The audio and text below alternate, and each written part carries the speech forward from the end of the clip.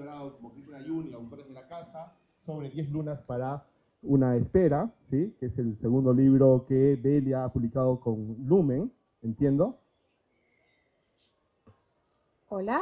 Sí. De hecho, primero fue 10 lunas para una esfera y el más reciente es Kakiri Kakiri. Perfecto. Pero además Delia ha publicado muchos más libros con editoriales independientes, además con editoriales colombianas, así que nada, nos alegra muchísimo que Delia esté con nosotros. Esperamos que tu estadía sea todo lo fructífera que tú desees. Y nada, muchísimas gracias a todos, como dije nuevamente, no me lío, y dejo la palabra a Sheila Alvarado para que comience con esta presentación.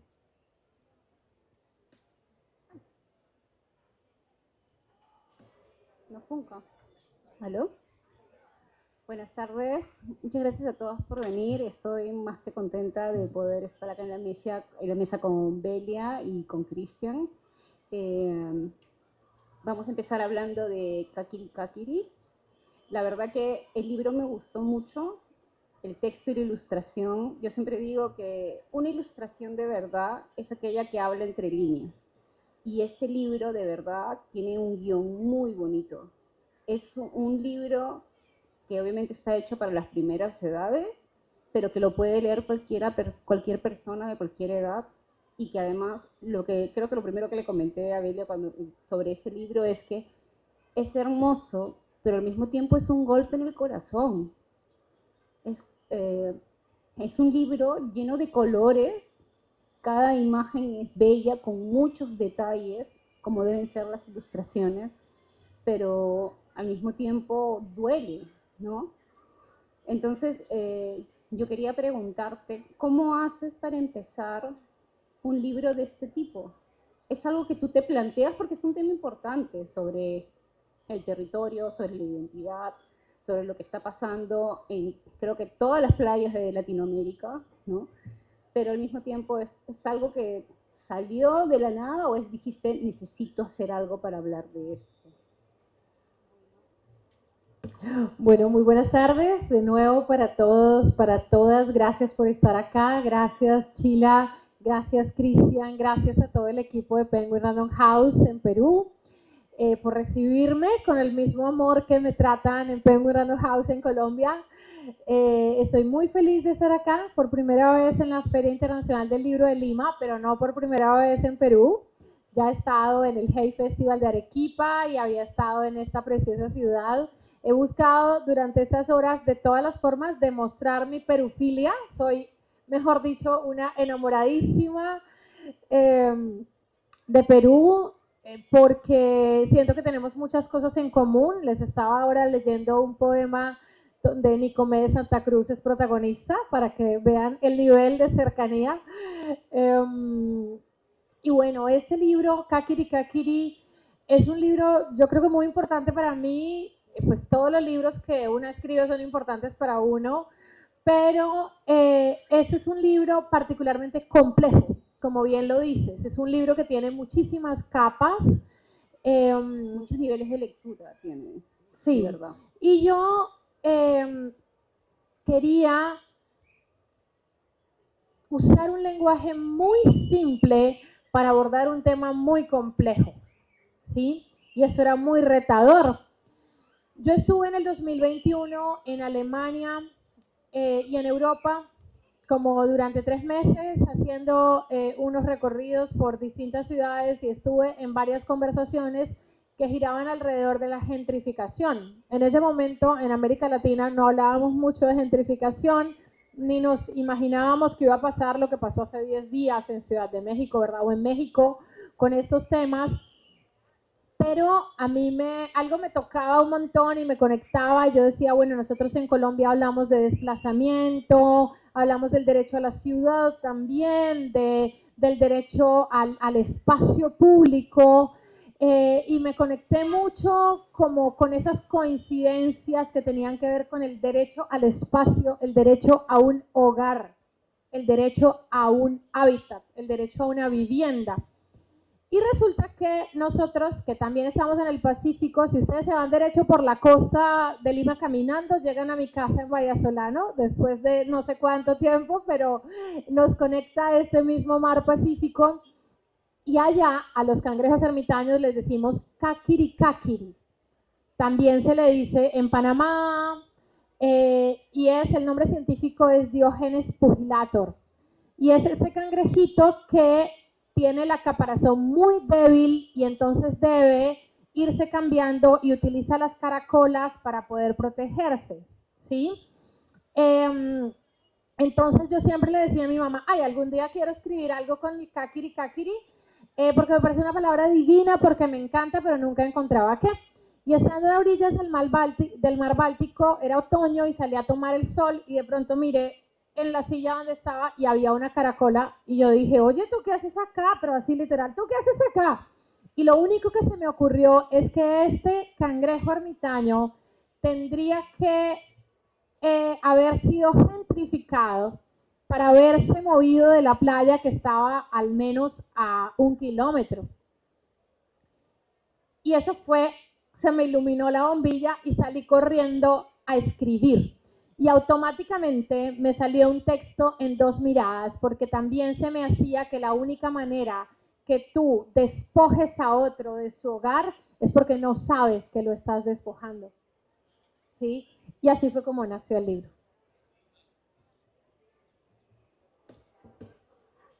En los últimos años me he interesado yo mucho en los temas de biodiversidad y cuando empecé a investigar, empecé a entender también que cuando hablamos de biodiversidad, ¿sí?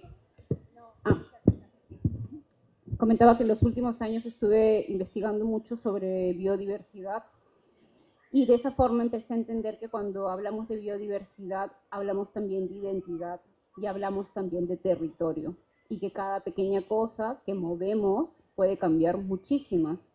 Yo había escuchado hablar del cangrejo ermitaño, nunca había escuchado el nombre de kakiri kakiri, pero sí lo conocía y siempre he sido también como el personaje, ¿no? De este tipo de niñas, la playa, el caparazito, ¿no? Las cositas bonitas que hay en la playa.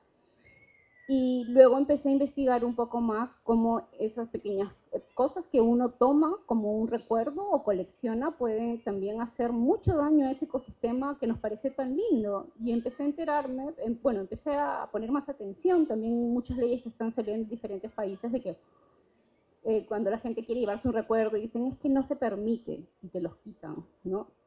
Y en algunos países no solamente están retirando y volviendo a quiten las caracolas cuando quieres salir del país, sino que están invirtiendo en gente especializada que puede ver por una aplicación esa caracola de qué playa es, porque esa playa tiene que volver al lugar de donde es para que todo el ecosistema de ese lugar siga funcionando tal cual, para que la siguiente generación de personas puedan ir, ¿no?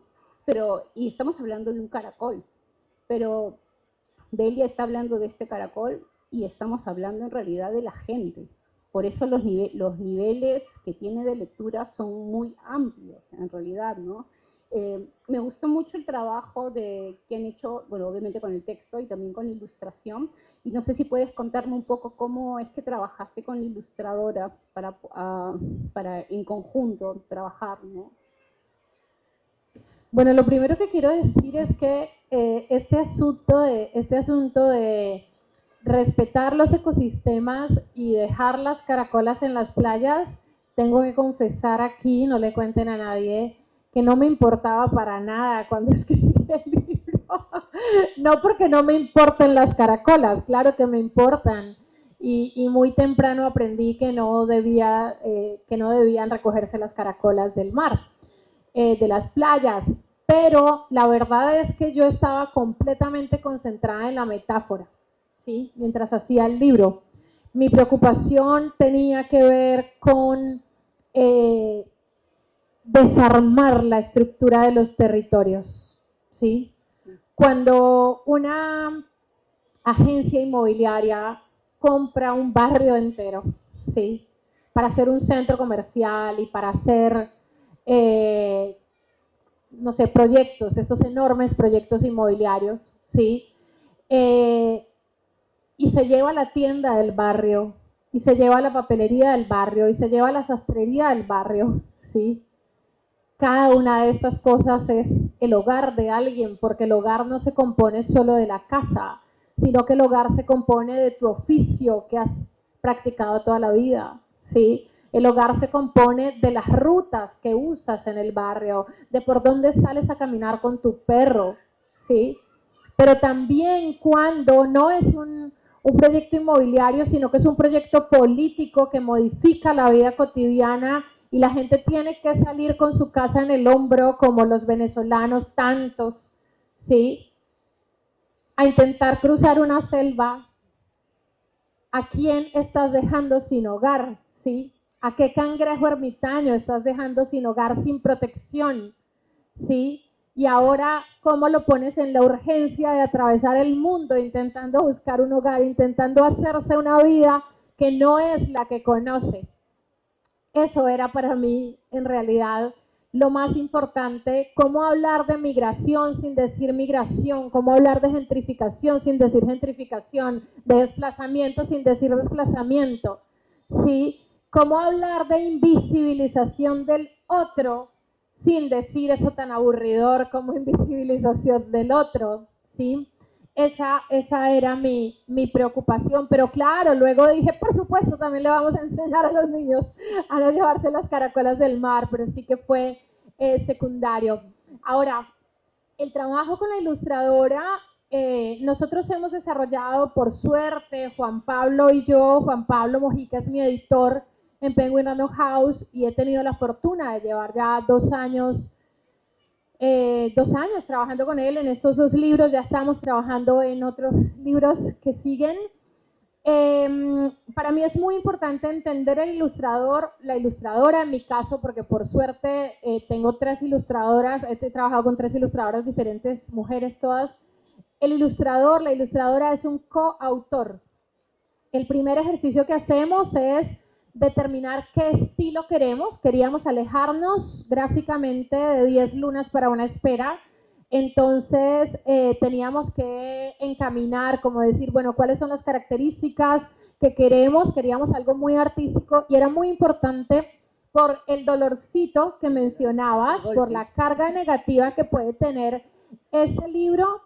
No podía haber representación afro y los personajes no podían ser, además de un grupo étnico en particular. Lucila y su mamá son casi una sombra. Y los personajes son rosados, verdes, amarillos. Me gustó mucho lo de las sombras, porque yo siento, me gusta usarlas mucho, yo siento que cuando haces eso podría ser tú también. Como no está definido, se amplía el panorama de los personajes. Entonces, consideramos que Gina, que es una autora colombiana, ilustradora, radicada en Hamburgo, que ha sido seleccionada en la Feria del Libro de Bolonia en un par de ocasiones para las exposiciones, tiene una riqueza de texturas alucinante, ¿sí? Y como este libro tiene tantas capas, necesitábamos que fuera una ilustración que soportara todas esas capas, ¿sí? Que pudiera recibir toda esta cantidad de elementos. Entonces, lo primero que hacemos es esa selección, se le propone a ella trabajar como trabajamos los autores, que es muy distinto a pagarte una ilustración, ¿verdad? Con regalías. Y luego tenemos una conversación larga, profunda, donde yo le cuento cada uno de los detalles del proceso, pero ella se tiene que ir solita y ahora hacer su reescritura, presentarnos una primera versión y a partir de ahí ampliamos la discusión, luego se hace un storyboard y ahí sola en ese momento empieza un año más de trabajo, porque pues también tengo que reconocer que yo soy bien cositera, diríamos, en mi tierra, complicadita.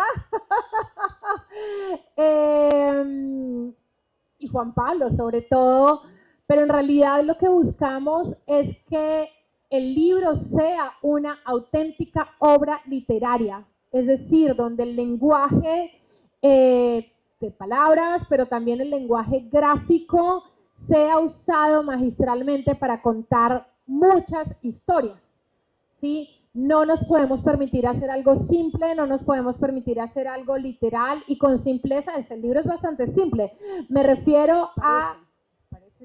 Parece simple, exactamente. Entonces, por eso pues tenemos un compromiso muy grande, yo solo me dedico a esto y y procuramos cuidar cada detalle. El libro además tiene un elemento muy interesante y es la quinta tinta. La magenta, ¿no? Ajá, exactamente, el magenta, mencionar. ajá. Esto fue elegido deliberadamente. Cada cosa que ustedes ven es deliberada. Tu dolor también Sí. fue deliberado. Es que se siente, porque, claro, estamos hablando de la gentrificación, estamos hablando de la biodiversidad, estamos hablando de desplazamiento, de territorio, de identidad.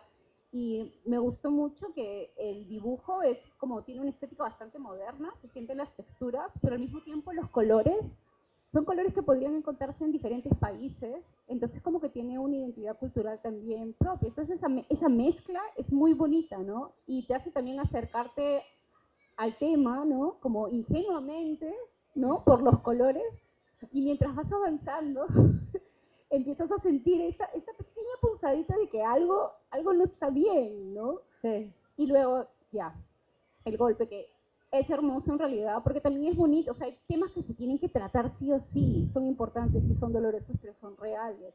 Entonces, sí sentí eso, ese sentimiento que había, es una mezcla, ¿no? De la intención, el texto, la ilustración, la paleta de colores, que es algo muy importante también para dar ese acabado final también, ¿no? Sí, son dos paletas de colores, son dos puntos de vista, son dos miradas, porque de fondo el libro se trata de eso, se trata de la mirada, de ver o no ver al otro y las decisiones que tomamos cuando lo vemos o cuando no lo vemos. Es un libro muy universal, por eso también los colores y la ilustración es muy moderna porque estamos hablando de problemas del presente, ¿sí? Porque estamos hablando además de problemas que tienen que ver con todos y todas en el mundo, ¿sí? Hoy son muchas personas y por eso está dedicado a todas las personas en el mundo que están buscando un hogar, que son muchísimas y las hay en cada país nuestro. El libro ocurre en Panamá. Yo no sé por qué, mentira, yo sí sé por qué.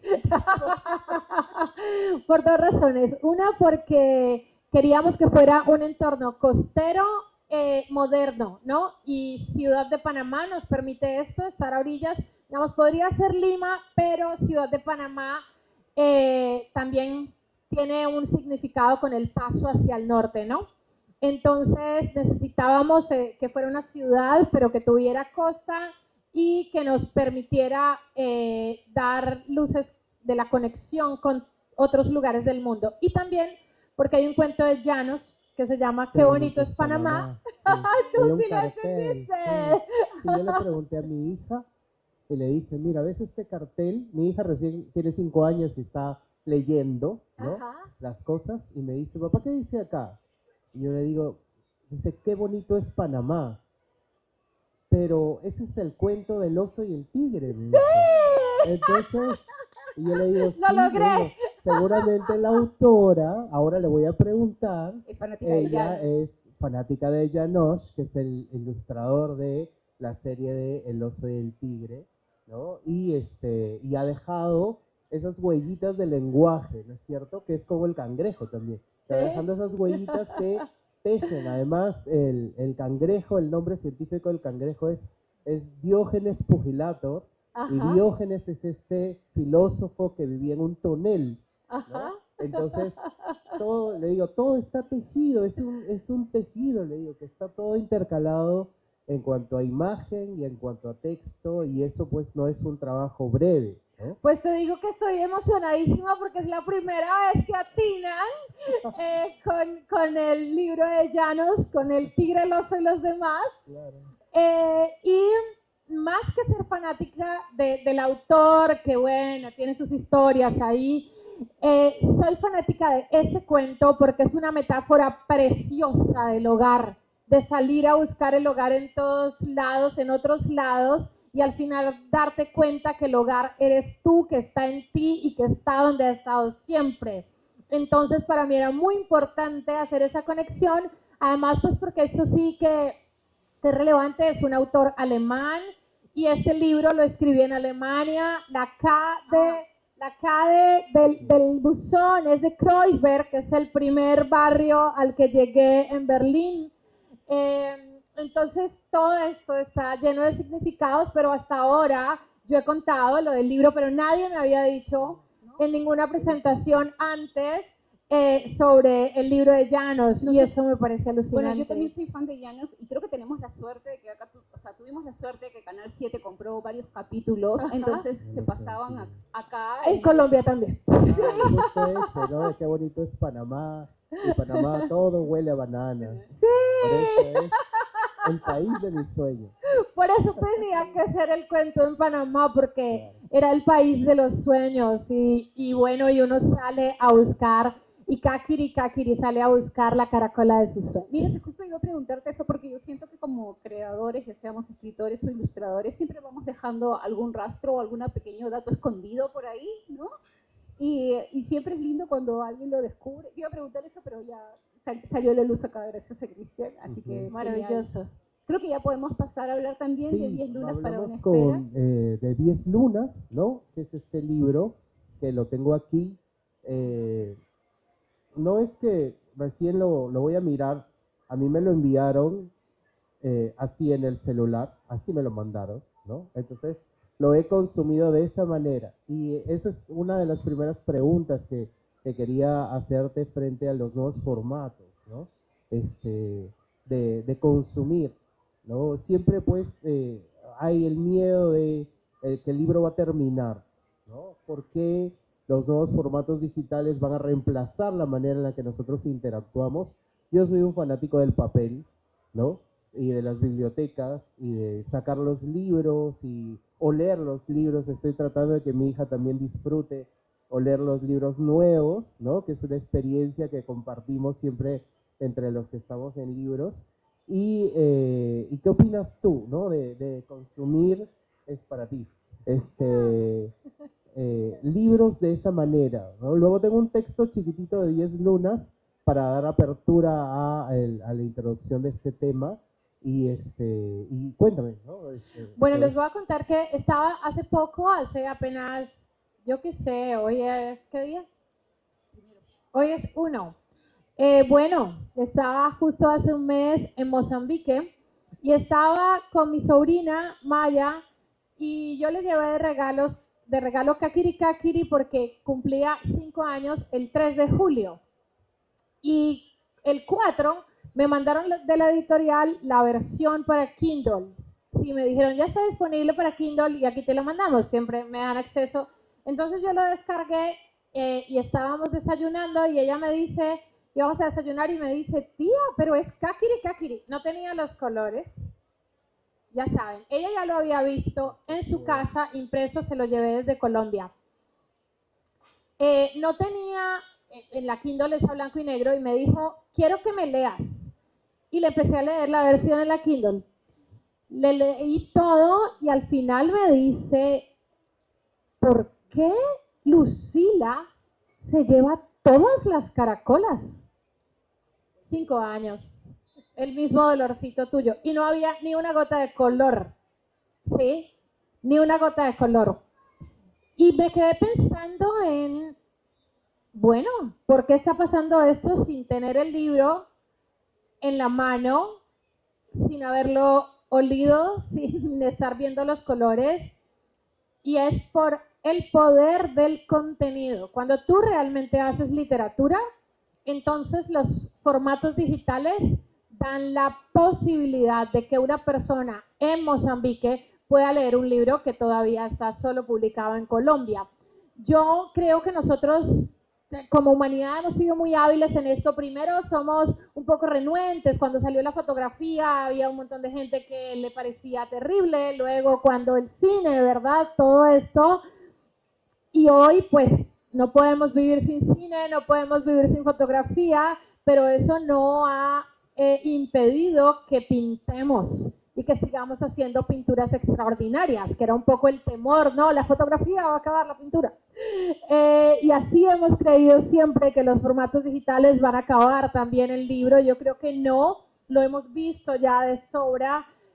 Hay un placer distinto que no es reemplazable, pero sí nos permiten los formatos digitales llegar a lugares donde de otro modo sería imposible por los costos del papel, por las dificultades todavía en las importaciones. Yo qué sé, me ha escrito gente de Nueva Zelanda que ha leído Tidal Waters, que es Aguas de Estuario, que está aquí también, por aquí en otra librería que no me acuerdo, luego les diré, que es otro de mis libros que está traducido al portugués y al inglés. Entonces, yo creo que nosotros muy rápidamente nos adaptamos y aprendemos a vivir con todo esto. Yo no soy de satanizar este tipo de cosas, sino que yo abogo porque el contenido sea el lugar de la defensa de lo literario. Muchas gracias. Ahora quería leerles dos versos cortitos de 10 lunas para luego entrar a lo que es el contenido de este libro muy potente. Voy a tratar de leer sin llorar, así que voy a hacer mucho esfuerzo, ¿sí? Para esta dulce espera, las madres tienen sus formas. Qué bordado, qué tejido, qué coser y hacer a mano, cobijas y almohadas, pijamas para descansar. Yo, que no tejo ni bordo, supe que para esperarte solo tengo las palabras que también hacen soñar. ¿Lo logré? No lo logré. No, nunca puedo, porque el tema de la maternidad me parece que es importante para trabajar en literatura, para trabajar hacia el público infantil, el sentir de la madre durante este periodo de la espera, y justo esta es la frase nuclear que nos cuenta un poco de qué trata esto, ¿no? Es un texto muy fuerte, a mí me encantó. Además, la sensibilidad como también está articulada con la ilustración es muy buena, y quería que nos cuentes un poco el principio, ¿no? Cómo surgió, así como en Kakiri, cómo surgió este libro. Bueno, pues gracias de verdad, Cristian, por tu lectura. Bueno, a ti también, Sheila, gracias por la lectura. 10 lunas para una espera es un poemario, son 10 arrullos. Los embarazos no duran 9 meses, duran 10 lunas, ¿ok? 40 semanas. Lo que es preciso es el tiempo en el que la luna le da la vuelta a la Tierra. Sí, los meses no son precisos, en realidad hay unos meses más. Quedan 10 minutos. ¡Oh, por Dios! Entonces, yo no soy mamá, no tengo útero, y suena rarísimo, ¿cierto? Nunca tuve un bebé, nunca estuve en embarazo, pero una amiga estaba esperando un bebé, luego fueron 2, y bueno, para ella fue extraño porque tenía ya 2 hijas grandes, y luego la tomó por sorpresa. Pero decidió llevar a término el embarazo, y entonces yo dije, bueno, pues yo no sé mucho qué hacer aquí, cómo apoyarla, y me puse a escribir porque yo tampoco tengo más que las palabras. Entonces me puse a escribir y elegí, digo yo, ese es el texto siempre el que elige, de manera muy automática, muy orgánica, hacer arrullos, que son una forma de canción de cuna tradicional del Pacífico colombiano. Yo no sé cantar nada, absolutamente nada, ni tocar nada de instrumentos musicales, pero hay un ritmo de la oralidad que sí tenemos adentro, y entonces, pues adentro no por genética, sino adentro por reproducción cultural, ¿sí? Porque es lo que hemos escuchado toda la vida. Al menos en mi región. Entonces, pues se me dio ir haciendo estos arrullos, y les puse así, se llamaban Las canciones de la espera, ¿sí? Luego mi editor propuso este nombre que me parece alucinante, porque efectivamente anteriormente sí contábamos los embarazos en lunas. Ese fue el origen del libro, básicamente. Y ya luego pues vino todo el trabajo de hacer el libro, que es muy distinto a escribir canciones para una amiga. Bonito. Y ahora, por ejemplo, tocaste el tema de la oralidad, que es creo que lo último de lo que vamos a conversar, Sí. ¿no? El qué bordado, qué tejido, esa pues es una manera de hablar. Y además también es importante porque el libro es vincular, sobre todo el libro al inicio, ¿no? Trata mucho sobre el vínculo. Y en esta oralidad, en esta transmisión es importante también reflejar esto, ¿no? Para descansar, ¿no? Más allá de la rima y de la métrica, ¿qué nos puedes contar un poquito sobre esto, sobre la intención de dejar el lenguaje así como si fuera una conversación? Desde que yo publico libros, ha sido muy divertido porque cada vez tengo muchos problemas con los correctores porque yo no sabía que yo escribía como hablaba. Entonces siempre me dicen esto hay que corregirlo y yo digo, ¿eso está mal? Porque simplemente es como yo hablo, como yo existo. Y luego me dicen, no, pero así no es como se dice en español. Y yo, bueno. Entonces eso es como hablo, ¿no? Eso es como yo existo. En este libro, por ejemplo, que está acá, que es de una editorial independiente colombiana, hay una expresión que es bañar en el aguacero, que pues en la estructura de la lengua española es completamente imprecisa, pero luego cuando lees el libro aquí quedó porque te das cuenta que es un modismo.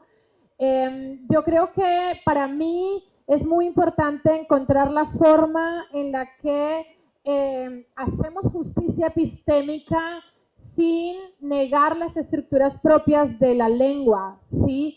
Es decir, ¿por qué este libro se llama Kakiri Kakiri? Porque sería horrible que se llamara El cangrejo ermitaño, ¿sí? Y por el contrario queremos reivindicar la forma propia de nuestra habla, cómo nosotros lo decimos, cómo nosotros lo hacemos.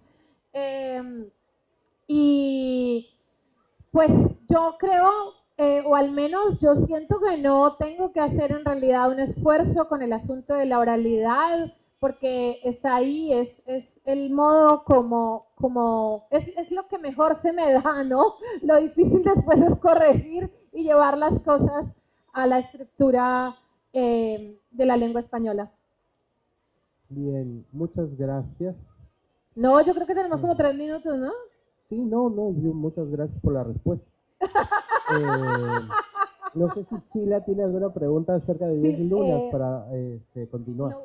Me gustó que nos dieras más información sobre de dónde nació este libro, porque yo justo te iba a preguntar eso. Yo sentí que más que un orgullo para un niño, era un orgullo para un adulto. Claro, o sea, es la mamá arrullándose a sí misma.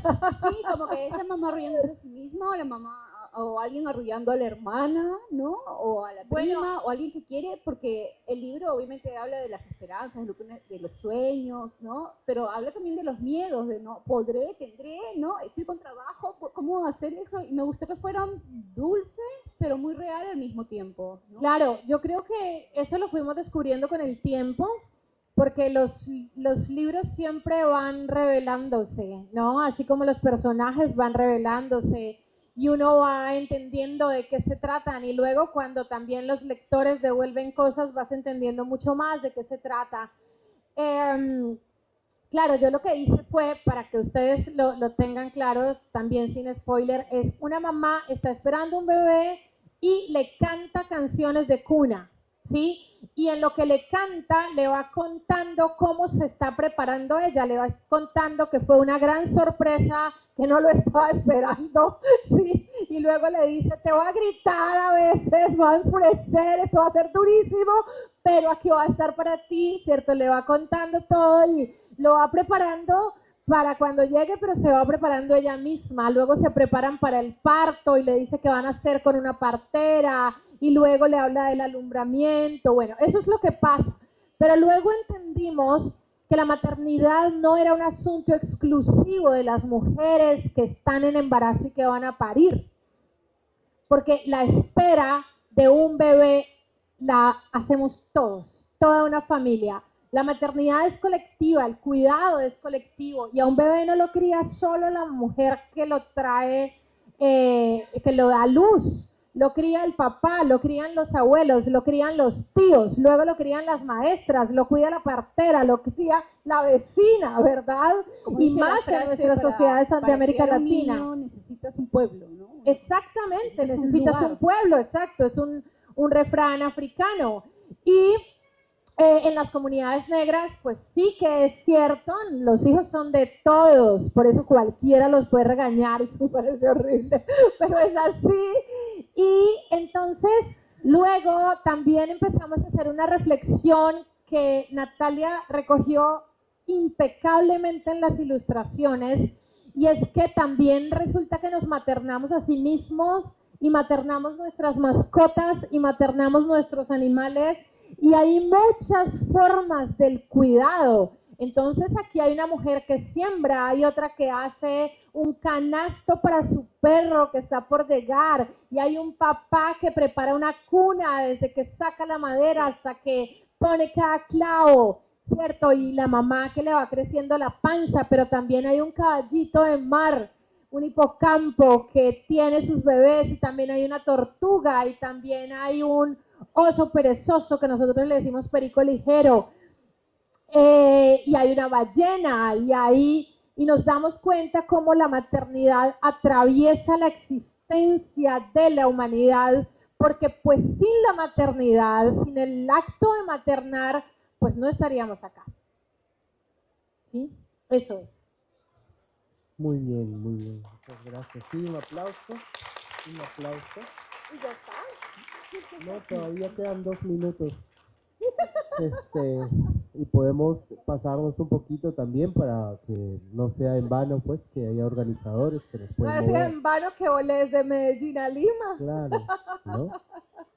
No sé si podemos recoger una pregunta del público, que Una. si es que hay alguien que desea ¿Alguien tiene alguna hacer una pregunta? pregunta.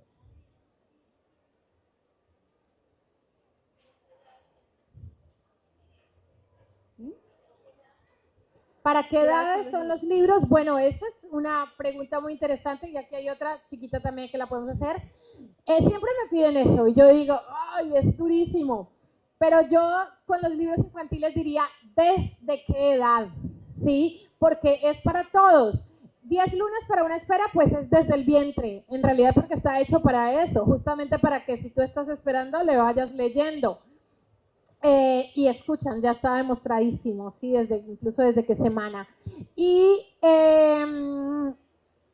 Kakiri, yo diría que es desde los 5 años, pero nos hemos encontrado que igual los chicos más chiquitos también van haciendo, cuando les lees, van haciendo sus conclusiones, sus apreciaciones, aunque está catalogado creo que a partir de los 8.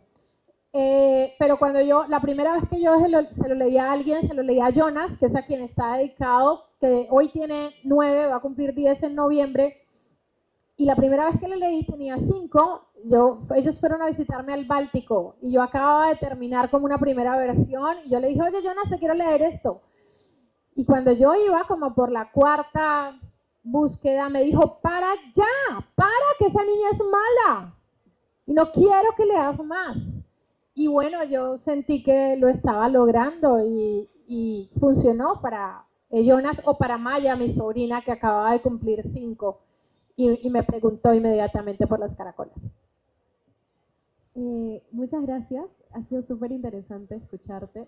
¿Desde qué mirada tú desearías que las infancias, o tú pensarías que las infancias ven este libro? Porque me gustan esos temas de que tocas los temas de gentrificación sin hablar de la palabra gentrificación, me aburre. O hablar de los temas de quizás migración sin tocarlos. Es decir, yo soy mediadora de lectura, me gustaría saber qué mirada, claramente el lector interpreta como desea el libro, pero me gustaría saber qué mirada tú verías de las infancias hacia este libro. Todas. La verdad es que este es un libro muy corto y muy caro, que la gente tiene que poder leer varias veces. Entonces, yo pienso que si tú compras un libro tan cortito y luego terminas y dices, ¡ay, qué tierno! Y nunca más lo puedes volver a mirar, perdiste tu dinero. A mí me gusta que sientan la necesidad de volver atrás, y descubrir cada vez otra cosa. Seguro cuando tu hija lo vuelva a ver, ya no va a ser la cartelera, va a mirar el gato y te va a preguntar, papi, ¿y este gato? Tienen que ir a buscar el gato, ¿sí? Y darse cuenta qué pasa con el gato. Y luego van a encontrar otra cosa, y luego otra, y luego otra, y luego las garzas, y la basura, ¿verdad? Y luego lo que pasa dentro de la casa, eso, las gaviotas, dije garzas, las gaviotas, y luego el escritorio de la mamá, y luego la ensalada y los platos, ¿sí?